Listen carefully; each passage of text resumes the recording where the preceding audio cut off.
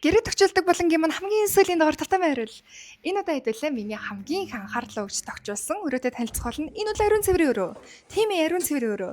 Зөвхөн гэр гэлтгүй албан байгууллага, офис, үйлчлэгний газрын ариун цэврийн өрөө нь цэвэрхэн тэгээ тухтай ах юм бол тэр газрын үнэлэмжийг ингээ өсгөждөг байхгүй. Тийм учраас хайртай гэрийнхээ ариун цэврийн өрөөг анхаарч тогтжууллаа. Харахад бол энгийн зүгээр байгаа боловч яг үнэндээ зочин ирэхэд хэрэгтэй бүх юмнуудаа бэлдээ тавьсан. Тэгээд нүдний хурдуур ил юмнууд харагдаж арцалцаад байхгүйгээр тогтчулсан баа даа. Би бол агүй их юм нөөцлж авдаг. Тийм учраас энэ харагдаад байгаа олон бүтээгдэхүүнүүдэд даалт цэвэрхэн байх төр анхаарсан гэсэн үг. За тэгэл эмэгтэй хүн болсон хойно сарын тэмдэг ирнэ, ариун цэврийн хэрэгсэл хэрэгтэй.